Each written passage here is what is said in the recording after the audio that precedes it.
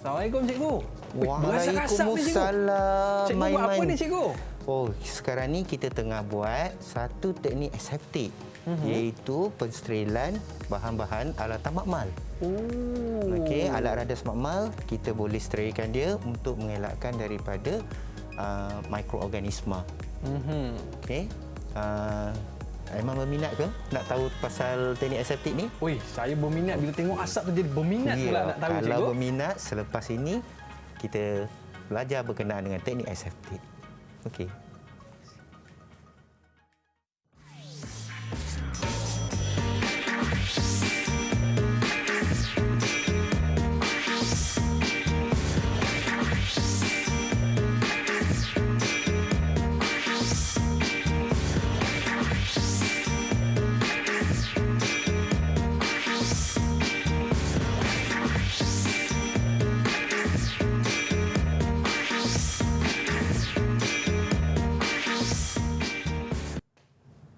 Hai, Assalamualaikum warahmatullahi wabarakatuh dan salam sejahtera diucapkan kepada seluruh penonton Didik TV KPM. Anda bersama saya Aiman Sufian Azman. Pada hari ini kita akan mempelajari mata pelajaran Sains tingkatan 5 dan bersama dengan kita pada hari ini Cikgu Ahmad Roslan. Apa khabar cikgu? Khabar baik, Man. Terima kasih. Baik cikgu. Tadi saya nampak cikgu main asap-asap tadi kan? Betul, berasap-asap kita tadi ya. Jadi saya rasa berminat sangat nak mempelajari apa yang kita nak pelajari hari ini. Topiknya adalah berkaitan dengan antibiotik. Baik cikgu. Cikgu pakai pakaian makmal ni cikgu ya. Wow, ini di antara kelengkapan yang perlu kita pakai sebelum kita mulakan aktiviti di dalam makmal. Betul cikgu? Ya, betul. Baik, dan untuk segmen pada kali ini cikgu, apa yang akan cikgu kongsikan kepada kita semua dan murid-murid sana di rumah? Okey, so hari ini kita akan belajar berkenaan dengan antibiotik.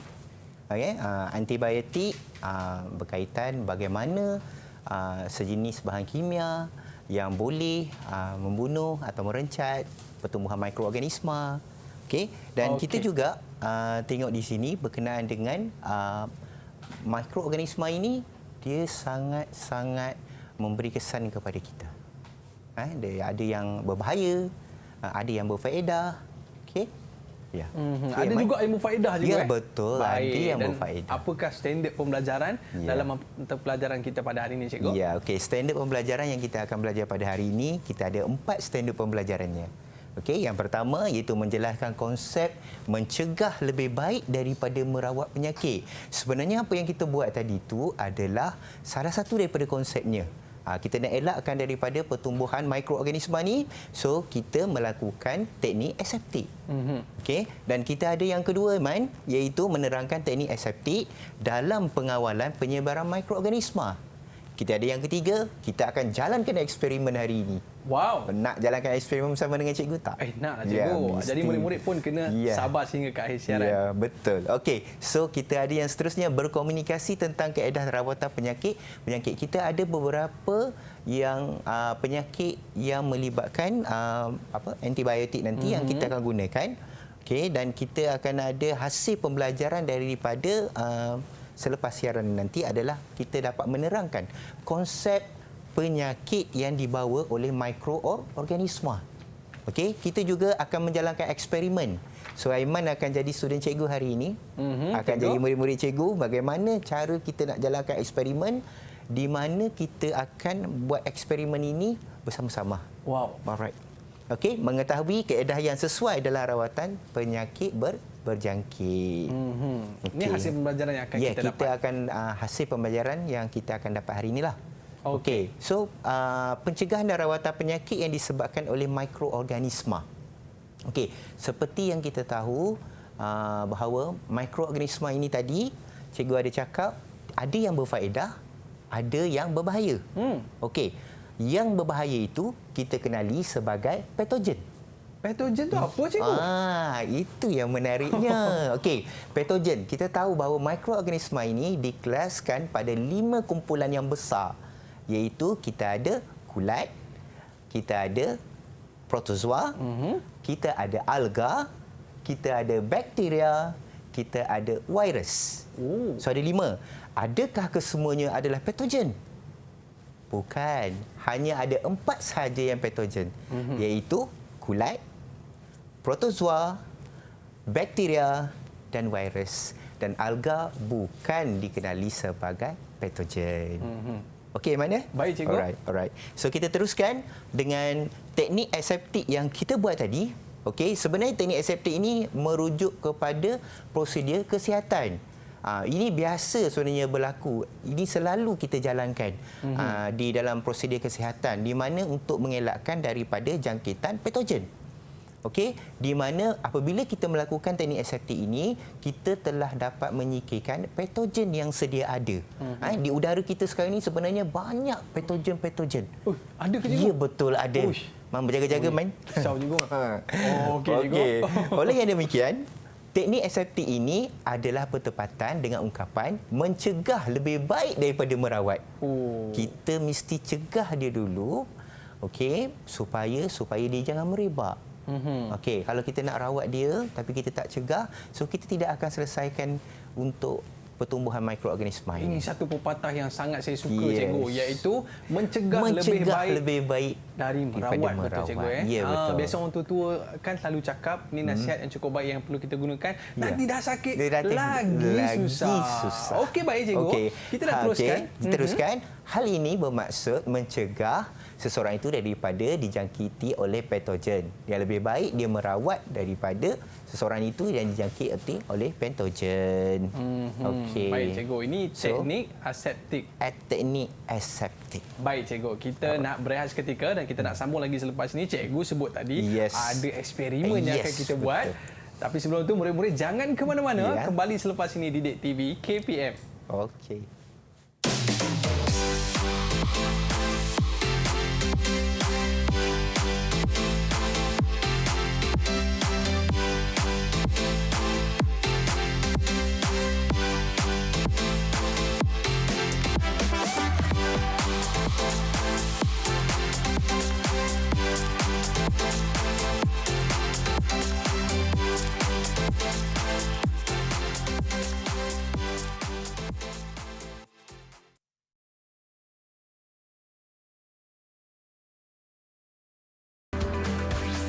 Didik TV KPM.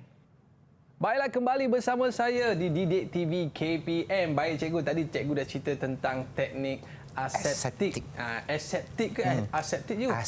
Aseptik. Kena sebut betul-betul. Okey. Baik, jadi cikgu, sebelum kita nak mulakan orang kata proses teknik aseptik ni, cikgu, apa yang perlu kita lakukan, cikgu? Okey, yang pertama sekali, Aiman. Okey, Aiman tadi cakap nak join cikgu kan? Betul, cikgu. Alright, okey. So yang pertama, Aiman mesti berpakaian. Berpakaian yang lengkap Macam sebelum cikgu? mengendalikan teknik aseptik. Okey, baik, Okey, cikgu ada baju makmal, kod makmal, ada sarung tangan, sepatutnya ada gogal. Okey, dan dia mesti dipakai sewaktu kita nak jalankan teknik aseptik. Okey. Okey. Baik, jadi saya kena pakai dulu Ya, lah, cikgu? betul. Aiman kena pakai dulu. Yang Okey, pertama yang sekali pertama, kita kena pakai kod makmal, ya. Okey, kod makmal. Okey, baik, cikgu. Alright, okey. Seterusnya, Aiman boleh kenakan sarung tangan. Sarung tangan. Okey. Tujuan kita pakai sarung tangan ini adalah untuk mengelakkan daripada bahan-bahan yang berbahaya terkena kepada kulit kita. Dua-dua ke, cikgu? Dua-dua. Okey. Okey, dua-dua memang kena pakai. Seterusnya, cikgu. Right. Dan untuk menggunakan bahan-bahan yang berbahaya, yang mempunyai sinaran atau sebagainya, kita perlu pakai gogal. So gogal ini sebenarnya kita pakai untuk mengelakkan daripada terkena pada mata kita. Baik, cikgu. Alright. Tak kisahlah warna apa pun boleh, cikgu. Tak boleh, tak ada masalah. Saya suka warna merah, cikgu. Ya, okey. So kita baik. pakai gogal. Okey, ini adalah langkah-langkah bagaimana pemakaian yang betul dalam teknik aseptik. Sebelum kita mulakan, cikgu. Yes, wah, handsome kan? Kalau macam ni boleh tak, cikgu? Boleh handsome. Alamak. Barulah saya boleh ikut cikgu untuk kita mulakan eksperimen kita. Ya, okey. So sebelum kita jalankan eksperimen, okey, kita kena tahu bagaimana nak mengendalikan teknik aseptik. Tapi kita tahu bahawa teknik aseptik melibatkan pada 5 keadaan, iaitu proses pensterilan, pendidihan, penggunaan antiseptik, penggunaan disinfektan dan penggunaan sinaran. Okey. Dan kita tahu bahawa dalam pensterilan, okey, dia bermaksud membunuh atau menyingkirkan mikroorganisma daripada satu objek atau persekitaran. Okey. Dan kita tahu juga bahawa kaedah pensterilan ini bergantung kepada jenis mikroorganisma. Kita ada 5 kumpulan mikroorganisma tadi. Kan, kita mesti tahu yang mana bersesuaian dengan mikroorganisma yang kita nak musnahkan atau yang kita nak singkirkan. Okey. Dan seterusnya kita ada contohnya, kita gunakan autoclave. Iaitu autoclave ini adalah satu alat di mana suhunya melebihi 100 darjah Celsius, iaitu 130 darjah Celsius. Dia dapat membunuh mikroorganisma dan juga sporanya. Maksudnya selepas ni dia tak boleh hidup lah. Ada alat yang hanya boleh membunuh mikroorganisma saja, tapi tidak boleh guna sporanya. Tapi autoclave boleh membunuh kedua-duanya. 130 darjah Celsius. Okey. Dan kita juga ada penapis mikron yang pula digunakan untuk menapis zarah-zarah seni dan mikroorganisma sehingga 0.1 mikrometer sehingga 10 mikrometer daripada air atau cair. Itu Aiman kita kena pakai macam ni. Betul lah cikgu. Nak elakkan ada kita tak nampak tu 0.1 mikron. Tak nampak. Tak nampak Tak cikgu. nampak. Baik. Okey, so kita kena berpakaian yang lengkap untuk kita mengendalikan teknik aseptik ini. Contohnya pensterilan. Okey, kaedah pensterilan ini yang kita tahu seperti tadi, iaitu kita ada autoclave, kita ada sabun, kita ada sinar ultraungu, kita ada periuk tekanan. Okey, Man, cikgu ada bawa satu contoh periuk tekanan yang digunakan di dalam makmal. Inilah periuk tekanan yang digunakan di dalam makmal, yang biasa di mana mempunyai suhu yang agak tinggi yang dapat membunuh mikroorganisma dan sporanya sekali. Dengan periuk tekanan ini? Yes. So periuk tekanan ini dia dapat membunuh kedua-duanya sekali. Di mana mikroorganisma tadi tidak dapat hidup. Okey, baik cikgu. Dan kita ada penapis mikron seperti di dalam gambar ini. Okey, penapis mikron ini biasanya digunakan untuk saiz mikroorganisma yang sangat kecil tadi. Alright. So kita teruskan dengan kaedah yang seterusnya dalam teknik aseptik, iaitu pendidihan. Okey, pendidihan ini yang lazimnya kita tahu bahawa apa yang Aiman tahu pasal pendidihan yang biasanya air panas. Yes. Nak buat Tepat air sekali. Okey, pandai Aiman, tepat sekali. Nak kita dapat bagi bintang lah. Nanti dulu kita bagi dulu. bintang kemudian. Okey. 100 darjah Celsius iaitu kita rebus air panas ya. Okey, iaitu 100 darjah Celsius lazimnya digunakan untuk membunuh mikroorganisma pada objek kegunaan harian kita. Contoh seperti botol susu, bagi anak kecil yang menyusu botol. So kita nak melakukan pensterilan kepada pendidihan kepada botol susu tadi, di mana dia dapat membunuh mikroorganisma. Ya, selain daripada itu kita ada jarum suntikan. Jarum suntikan dan juga peralatan doktor gigi. So di macam sini cikgu buat yang dekat bekas berasap tadi tu cikgu. Betul. Itu salah satu daripadanya peralatan makmalnya. Kalau kita tengok di sini ada beberapa peralatan makmal seperti gunting, kita ada penyepit atau kita panggil forceps. So ini telah dilakukan proses pendidihan melalui teknik aseptik. So dia bebas daripada mikroorganisma. Okey, dan baik. Kita ada pisau ni gunting pemotong. Ya? Ini gunting. Ini gunting yang kita gunakan di dalam pembedahan. Contohnya kalau di sekolah kita ada buat untuk pembedahan organisma seperti tikus ataupun sebagainya. So kita gunakan gunting ini yang telah diteknik aseptikkan melalui proses pendidihan. Okey, baik cikgu. So kita teruskan dengan antiseptik. Dekat-dekat tadi kan teknik aseptik. Aseptik. Tapi ini antiseptik.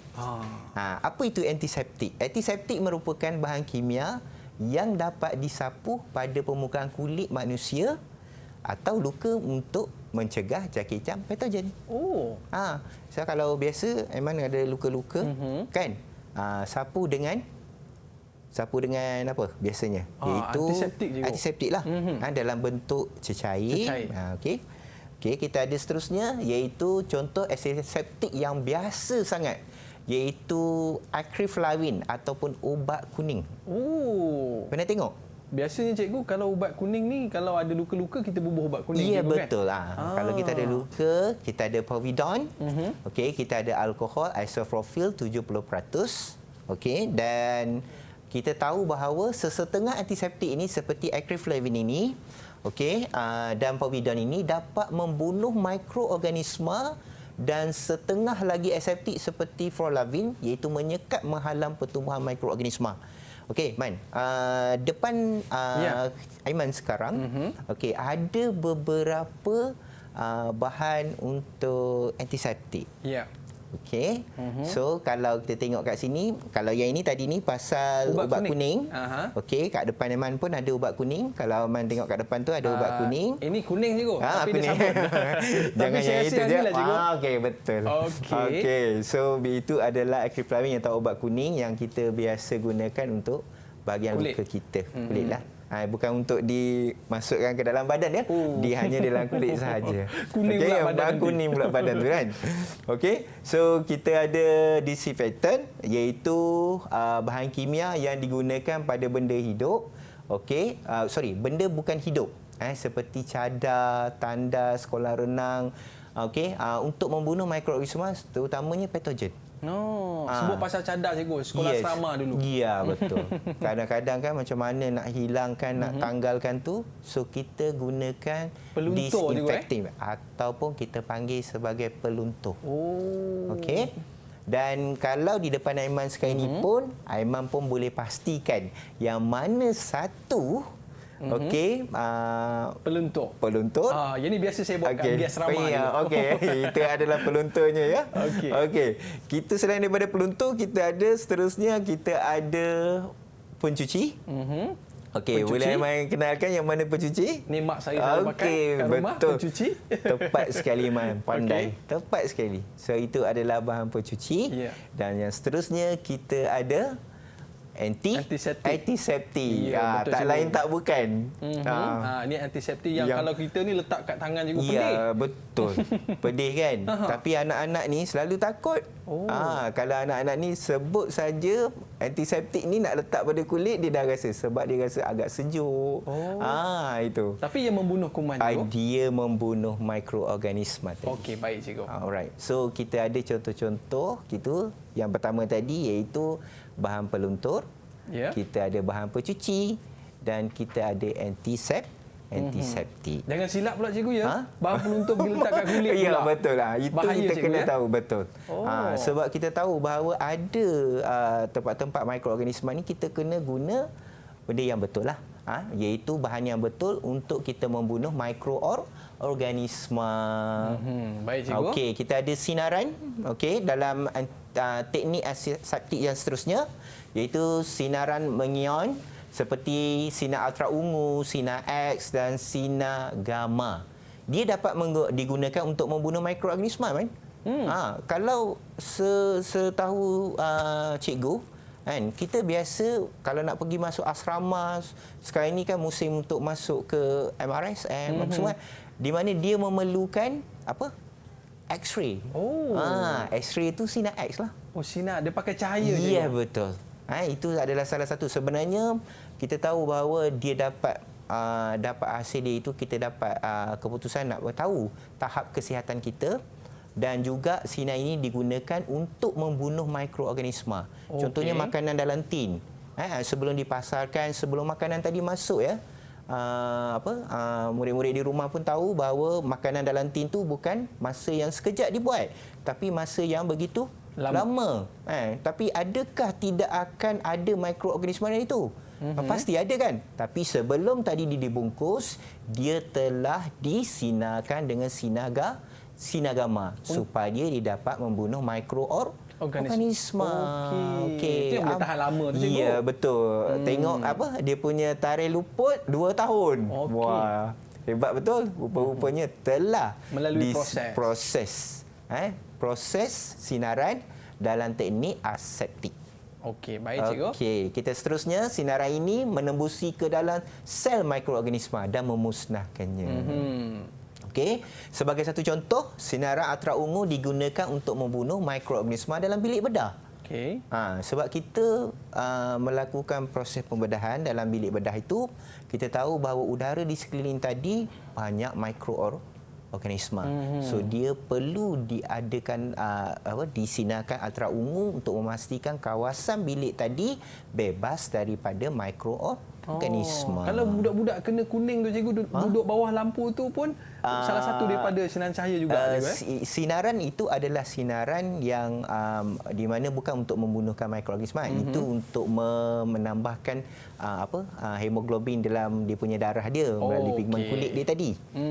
So sinaran itu pada masa yang sama juga dia dapat merencak atau membunuh mikroorganisma. Baik cikgu, kita nak sambung lagi selepas ini. Murid-murid nak tahu tak apakah eksperimen yang akan kita lakukan bersama dengan Cikgu Roslan? Ya, betul. Jangan ke mana-mana. Kembali selepas ini di Didik TV KPM.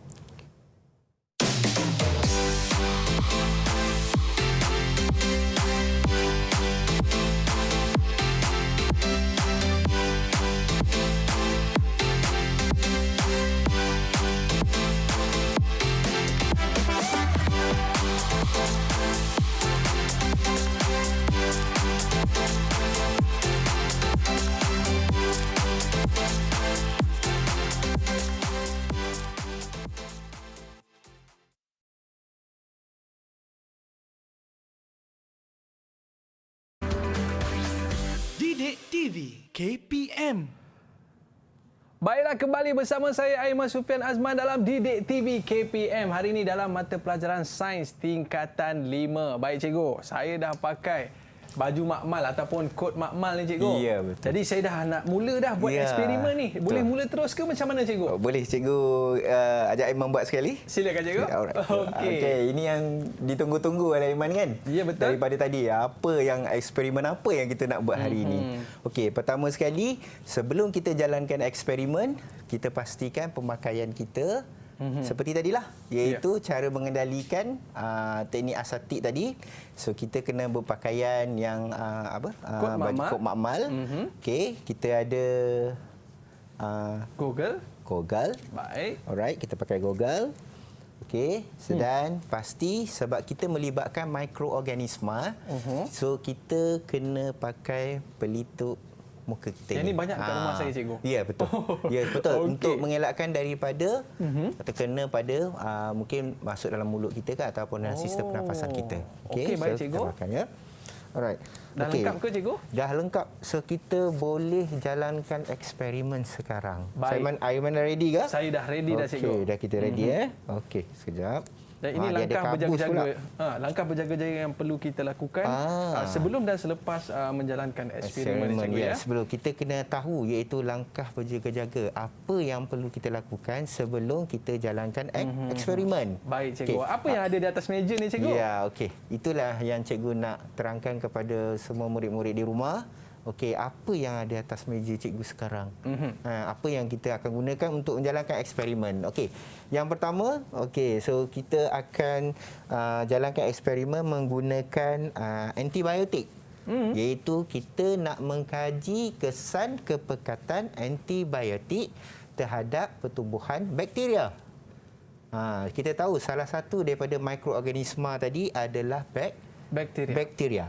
Okey, dan bakteria ini dia boleh direncakkan pertumbuhannya itu menggunakan antibiotik. Okey, so kita nak tahulah berapa kekuatan antibiotik yang kita akan gunakan. Berapakah kepekatan dia untuk kita merencakkan pertumbuhan dia. Okey, tapi kita sedia maklum bahawa antibiotik ini adalah pasti berkesan untuk yang biasa kita di rumah kalau kita demam, kita sakit, kita pergi jumpa doktor dan doktor akan berikan kita antibiotik. Itulah untuk kita merencah atau membunuh mikroorganisma tadi. Cikgu. Okey, yes. Bakteria cikgu bahaya. Yes, Cikgu bakteria. kena betul kemas dulu. Naikkan dia. Okey. Baik cikgu. Kalau kita tengok alat-alat ni tadi Yes. cikgu, kita dah lalui langkah-langkah keselamatan ke cikgu? Ya, betul. Kita dah lalui langkah-langkah keselamatan. Okey, sebelum kita jalankan eksperimen, so kita kenal dulu apakah bahan-bahan, apakah alatan-alatan yang kita akan gunakan dalam eksperimen kita. Okey, baik cikgu. Okey, yang pertama kita perlukan bika, dan yang bika ni yang kita letakkan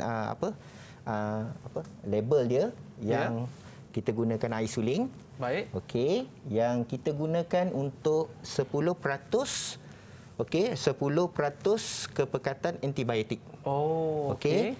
So kita gunakan 20% kepekatan antibiotik. Okey, dan kita gunakan 30% kepekatan antibiotik. Baik, cikgu. Alright. So sebelum kita masukkan antibiotik tadi, so kita kena cairkan dia dulu. Okey, pertama kita gunakan antibiotik itu dalam bentuk pil tadi. Alright. So kita pecahkan dia, kita keluarkan dia, masukkan dia ke dalam bika sebelum kita cairkan dia.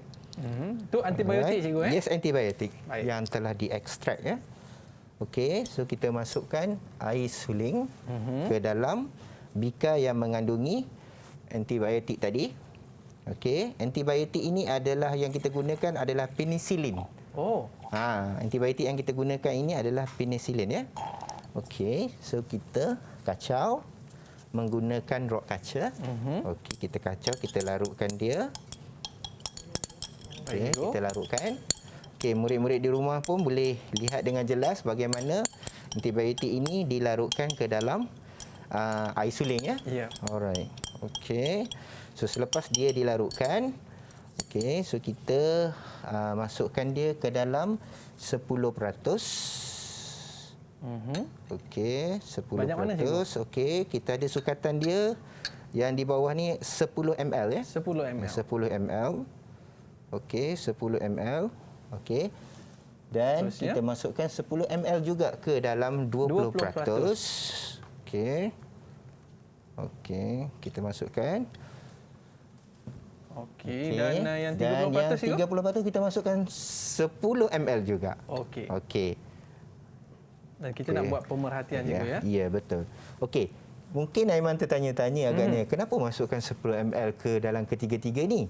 Okey, macam mana kita nak tentukan berapa peratus? Okey, so kita gunakan air suling sebagai bahan untuk kita mencairkan dia, perbezaan kepada 10%, 20%, 30%. So Baik. kita masukkan air suling dulu pada air suling. Okey, 10%. Kita masukkan 20% air suling. Oh, 20% air So suling. dia akan jadi lebih cairlah. Cair. Okey, 20%. 20 ml. Kita masukkan 20% pada 10 ml. Okey. Dan yang akhir sekali untuk 30% kita kekalkan dia pada kepekatan 10 ml antibiotik. Mana antibiotik ni pekat cikgu? Ya, paling pekat dah. Baik. Okey. So yang ini paling pekat, sederhana, ni yang kurang Cair. ataupun kepekatannya rendah. Baik cikgu. Yang asal tadi, yang awal tadi kepekatannya tinggi. Okey. Dan seterusnya, sebelum kita jalan eksperimen, so kita gunakan kertas turas. Okey, Aiman boleh tolong cikgu? Boleh cikgu? Okey. Boleh potongkan dia kepada 4 bahagian. Okey. Okey, boleh? Boleh tolong potongkan? Ada 4 bahagian cikgu. 4 bahagian. Ikut garisan ni ke cikgu? Okey, boleh. Boleh potong sekaligus pun boleh. Potong sekaligus pun sekali. boleh. Boleh. Baik cikgu. Sini. Okey, potong. Okey. Alright. Okey. Ni sekali Boleh. lagi. Boleh sekali lagi. Baik cikgu. Okey, alright. So, kita potong dia pada separuh lagi. Separuh lagi. Kita nak saiz dia agak kecil juga, lebih kurang dalam 1 cm saiz untuk kita buat untuk cepel antibiotik untuk penicillin tadi. Okey. Okey, Cikgu. lagi sikit. Lagi. Okey. Right. Okey, so ini okey, so kita potong 1 sentimeter. Okey. Untuk apa ni cikgu? Kertas ni? Okey, ini untuk kita letak pada bahagian atas permukaan agar. Oh, atas dia. Di atas dia. So nanti bila kertas ini akan menyerap antibiotik atau penicillin ini apabila kita masukkan ke dalam larutan tersebut. Dia akan serap. So kita akan gunakan kertas ini untuk kita letakkan pada agar yang telah kita sediakan. Baik cikgu. Okey, Jom kita so mulakan. kita mulakan sikit lagi. Alright. Oh, dia perlukan banyak ke cikgu? Taklah banyak sangat tapi boleh untuk kita buat untuk 2 kali Baik, Sampai cikgu. mana. Okey. So kita teruskan. Okey. Boleh letak Memang boleh letak dalam Baik. tu. Kita letak 2. Cikgu buat 1, Aiman buat 1. Kita letak 2 ya. 2 cikgu. 2. Okey. Right. Ini pun sama cikgu? Okey, sama. 1 dan 2. Okey. Satu lagi. Yang ni yang 30% cikgu. Ya, 30%. Ini lebih pekat. Okey. Alright. 2 juga cikgu ya. Okey, 2 juga. Okey. Baik. Kita tak nak lengahkan masa lagi. Okey, kita teruskan. Baik cikgu. Okey, so kita ada agar nutrien yang telah dibungkus dengan aluminium foil. Okey, Aiman boleh buka bersama-sama dengan cikgu. Baik cikgu. Okey, cikgu kita akan buat bersama-sama tapi cikgu buat dululah. Nanti Aiman tengok macam mana nak buat Tapi sebelum tu, Aiman kena jawab dulu satu pertanyaan cikgu. Apa tu cikgu? Apakah agaknya langkah berjaga-jaga yang paling permulaan kita sebelum jalankan eksperimen? Agaknya apa, Man? Oh, yang paling penting sekali kita kena cuci tangan Ya, cikgu. betul, Man. Tepat sekali. Yelah, kita pegang dan merata tadi Ya, kan? betul. Murid-murid di rumah kena pastikan sebelum jalankan eksperimen ni. Ini yang paling penting. Kita dah berpakaian, dah cukup, dah lengkap. Tapi tangan kita tak bersihkan. Kalau kita tak pakai sarung tangan, mungkin mikroorganisma tadi melekat-lekat pada tangan kita. Bila kita jalankan eksperimen, kita tidak dapat keputusan yang betul. Bila dah cuci tangan cikgu, itu yang pertama. Ya. Yang kedua bagaimana pula cikgu? Okey, kita pakai sarung tangan tadi semasa menjalankan eksperimen lah. Oh, kita pakai sarung tangan macam ni lah. Kita pakai ni. Kalau kita tak pakai sarung tangan, kita pastikan tangan kita bersih lah.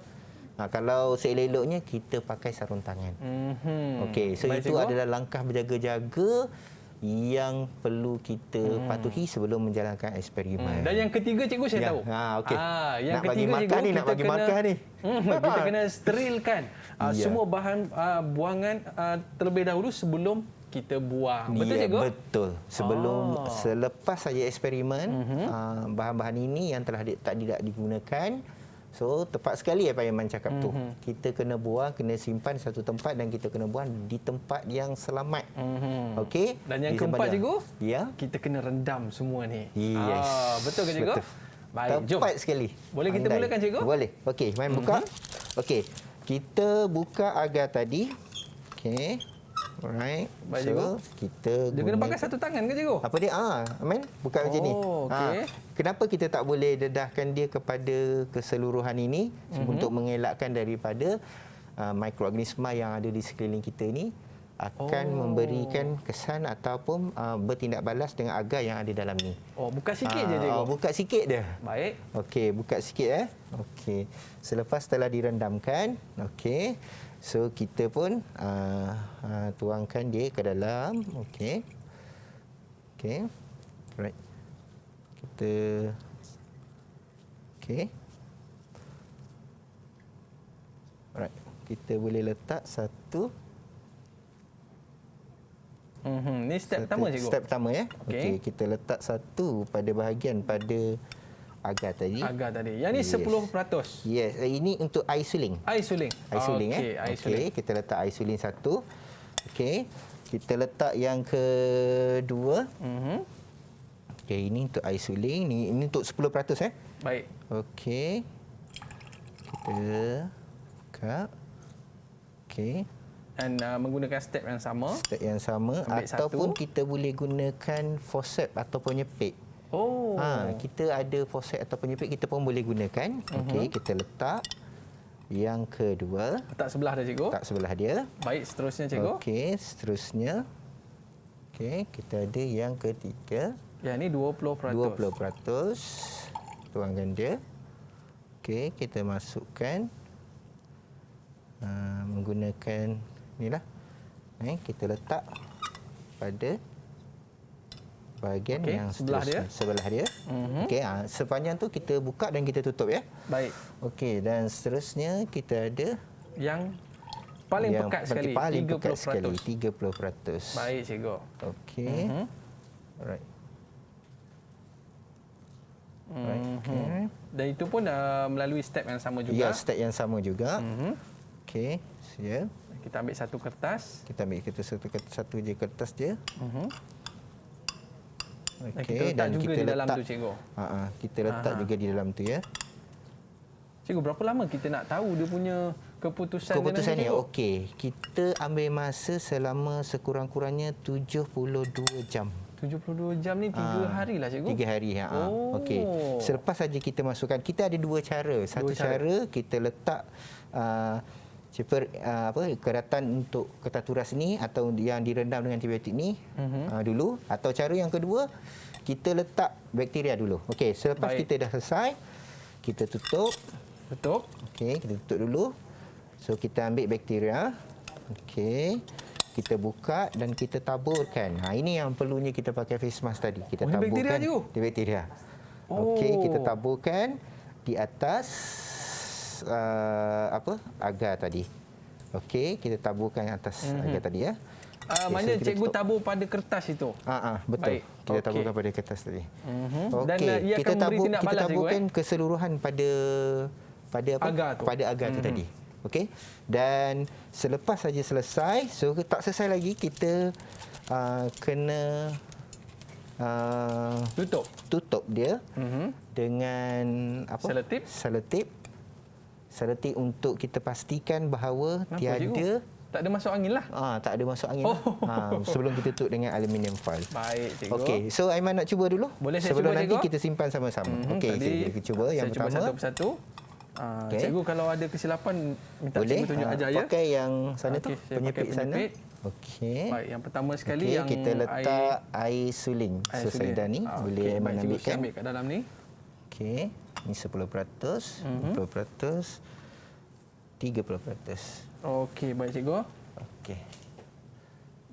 Dan yang kedua, saya ambil Okey. yang 10%. Okey.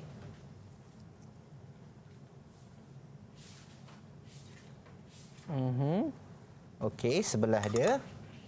Dan yang seterusnya Okey. 20%. 20%. Dia akan ada kesan yang berbeza ke, cikgu? Apa dia? Dia akan menghasilkan kesan yang berbeza. Kesan yang berbeza. Okey, baik. Dan seterusnya 30%. Alright, 30%. Okey. Okey, baik, Alright, cikgu. Okey, dah tutup. Okey, dah tutup Tutup dulu, cikgu. Tutup dulu. Baik. Okey, kita tutup dulu. Okey, sebenarnya kita cikgu bagi tahu awal tadi, kita ada dua cara. Okey, cara yang pertama kita letak dulu permukaan agar tadi dengan bakteria. Ya. Baru kita letak ketas turas yang telah kita masukkan dengan antibiotik tadi. Betul. Okey, cara yang kedua kita boleh gunakan, kita letak dulu kertas yang telah dilarutkan dengan antibiotik. Baru kita masukkan bakteria ke atas permukaan agar dia tadi. So ada dua cara. Dua cara. Dua cara. Tak ada masalah. Semua kedua-dua cara ini boleh kita gunakan dalam keputusan kita nanti. Baik, cikgu. Dan seterusnya apa yang belum saya buat lagi, cikgu? Okey, silakan Iaitu untuk masukkan bakteria. Wih, bakteria ni bahaya, bakteria cikgu. buka, Bahaya letak ni. dulu, bahaya. Letak dulu. Okey. Letak dulu. Letak dulu. Jadi saya buka, cikgu. Okey. Okey, kita akan tengok macam mana Aiman buat. Apa pantang larang tu, cikgu? Tak ada pantang larang. Boleh larang, saja. cikgu, Okey.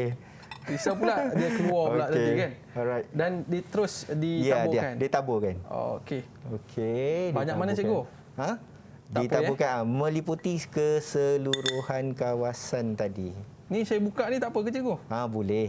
Boleh Boleh. Okey, baik, baik. Okey. Cukup ke, cikgu? Cukup. Okey. Dah meliputi seluruh kawasan ya? Okey. Dia macam serbuk bedak kan? lah cikgu. Ya betul. Tepung. Dia telah diekstrak. Okey. Ditutup. Okey, tutup. Okey. Dan kita akan masukkan dia ke dalam aluminium foil tadi. Baik. Yang asal. Dan kita tutup dia.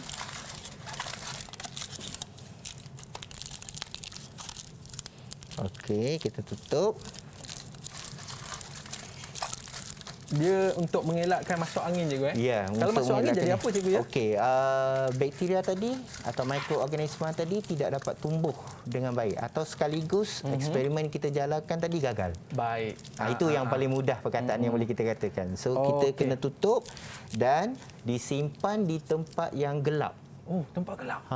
Kenapa? Sebab mikroorganisma ini lebih sesuai, lebih kuat untuk hidup dalam keadaan yang gelap. Kalau macam Subtilis ini adalah bakteria yang kita gunakan adalah Bacillus subtilis ini sangat-sangat tidak boleh hidup dalam keadaan yang terang atau bercahaya. Dia dalam keadaan gelap. Dia lebih mudah tumbuh dengan baik. Okey, kita biarkan dia selama 3 hari atau 72 jam. Macam manalah agak keputusannya tu kan? Okey, kalau dah nak tahu, okey, so kita biarkan dia 3 hari. Biarkan 3 hari. Lagi 3 hari kita jumpa. Ya, 3 hari lagi kita jumpa. So, tiba jen. Okey, dah ada dah. Dah ada keputusan selepas 3 hari. Okey, apa yang berlaku pada selepas 3 hari tadi? Okey, kita buka, kita tengok. Jadi apa ni? Apakah yang berlaku? Okey. Bisa pula saya tengok. Okey, selepas pada 3 hari, so kita lihat dekat sini, apa yang berlaku adalah okey, Aiman nak tengok dulu? Boleh, atau cikgu? kita buka sama-sama. Okey, so cikgu dah membahagikan kepada 10%, 20%, 30% betul. Cikgu ya. Okey, kita dah bahagikan tadi. So kalau kita tengok kat sini, bila kita buka, kita ada nampak dekat sini iaitu bahagian yang terkena dengan terkena pada kertas turas yang dimasukkan dengan antibiotik tadi, tiada pertumbuhan bakteria. Lah cikgu. Tiada pertumbuhan bakteria. Maksudnya ada ruang kosong ataupun kita panggil dia kawasan jernih. Okey, kawasan jernih yang ada di sekeliling kawasan kertas turas yang telah direndam dengan antibiotik atau penisilin tadi. So dan kita tengok juga dekat sini kawasan yang mempunyai kepekatan yang lebih tinggi. So luas kawasan jernihnya adalah lebih besar. Okey, kalau kita tengok pada kawasan yang kita telah labelkan tadi, okey, so kalau kita tengokkan kawasan yang 30%, okey, kawasan 30% tadi mempunyai luas kawasan jernih yang lebih besar. Okey, lebih besar kerana kepekatannya adalah lebih tinggi. Okey, baik cikgu. Itulah hasil daripada ni yang sepatutnya eksperimen yang kita lakukan. Yes, betul. Sebenarnya apa yang kita nak tengok pada luas kawasan jernih? Kita akan lihat kawasan jernih ini adalah di mana mikroorganisma tadi atau bakteria tadi tidak dapat tumbuh ataupun kita panggil dia merencat. Jadi oleh sebab itulah kalau kita pergi klinik cikgu, kita tak sihat, doktor bagi antibiotik. Yes, betul cikgu? Betul. Kita nak membunuh mikroorganisma tadi, especially bakteria lah. Baik cikgu. Apa kata kita berehat sekejap cikgu? Ya, alright. Baik, murid-murid jangan ke mana-mana. Kita nak bersihkan dulu semua peralatan kita ni. Sebab tadi cikgu dah sebut dah kena bersihkan semua. Dan selepas ini itu dah langkah-langkah jaga-jaga kita ya. Betul cikgu. Dan selepas ini kita akan bersama dengan Cikgu Roslan. Ke nak panggil Dr. Roslan? Cikgu Roslan. Jangan ke mana-mana, kembali selepas ini. Okay.